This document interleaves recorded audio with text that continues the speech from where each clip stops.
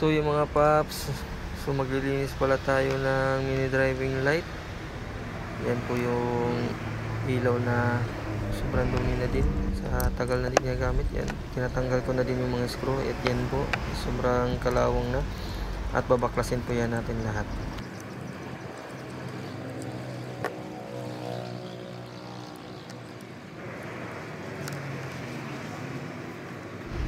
Diyan kasi nahihirapan tayo dyan sa kalisod sa pagtanggal ng mga screw kasi sobrang liliit. So yan din yan, yun, pati yung alin hindi ko kabisado, so tinanggal ko lang. Yan, yan, tatlong screw pala yan mga paps. Yan, isa, dalawa, tatlo. Yan, pagtatanggal lang natin yan. Yan yung cover ng yung lens, at tanggalin natin yan at para malinisan. So let's go.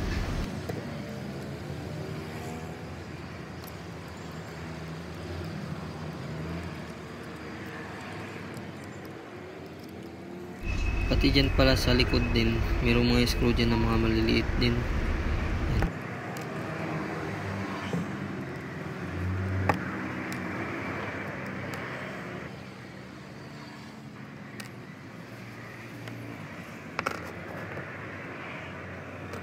Pala yung mini fan ng ilaw natin para hindi mabilis uminit yung LED.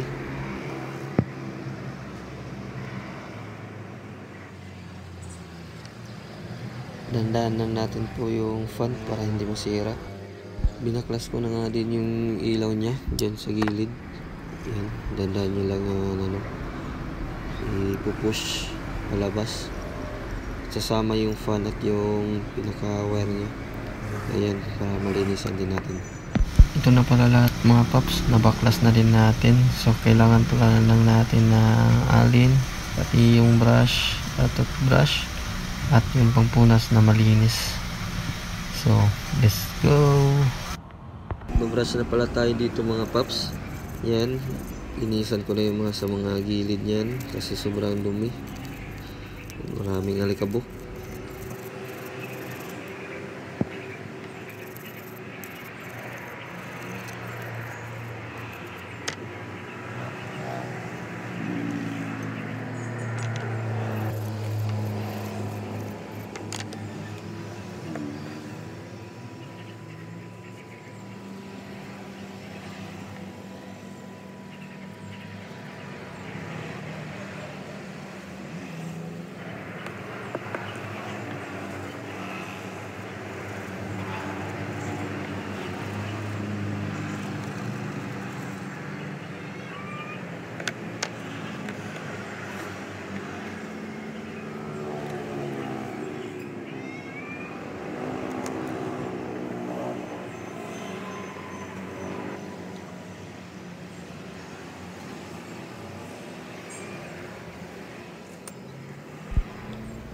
Yan, pinupunasan na yung allen bolts na yan kasi hindi naman yan kinakalawang.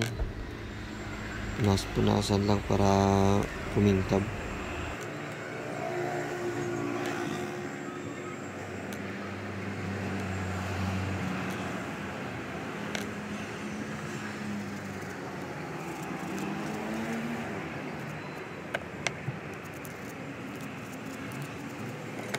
Yan nga, yung kinakalawang, kaya i-brush po natin ng steel brush yan. Linisan po sa taas, pati sa gilid-gilid yan, para matanggal din yung mga kalawang.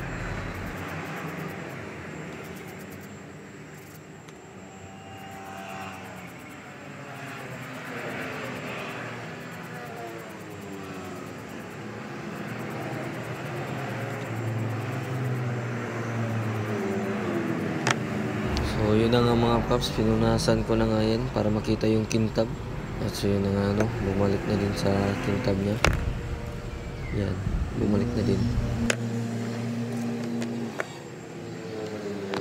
Yung dati na hindi pa nalinisan, at ito naman yung nalinisan na. 2 hours later. So yun na mga paps, natapos akong maglinis. Kaya ibabalik na po natin sa lahat. Kung ano yung nagawa natin pagtanggal, yan yun na yung pagbalik. Same process lang din po.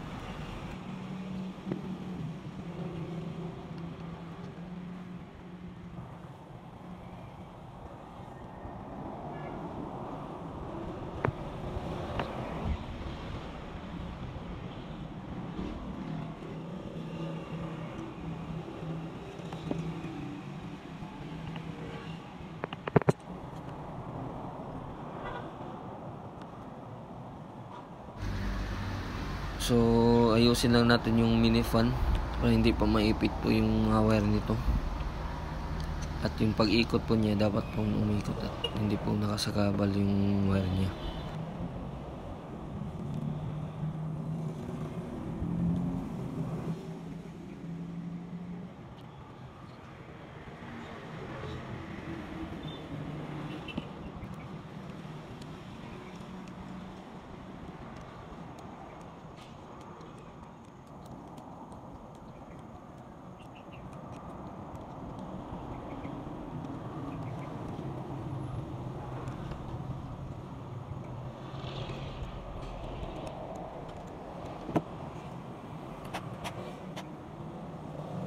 Nilinisan ko pala yung lid ng lights na yan kasi may alamag na din, kaya dahan-dahan lang po para hindi masira.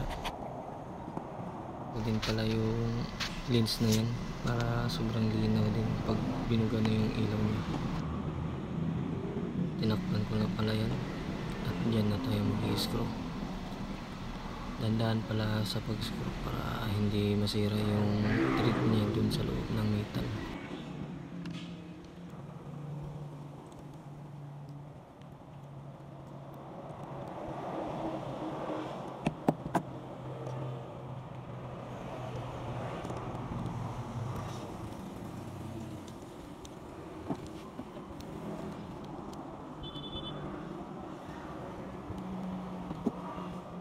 Tamang higpit lang para hindi masira din yung thread ng screw.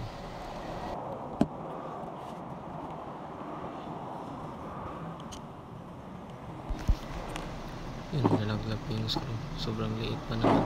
At buti na lang, mabilis din nakita.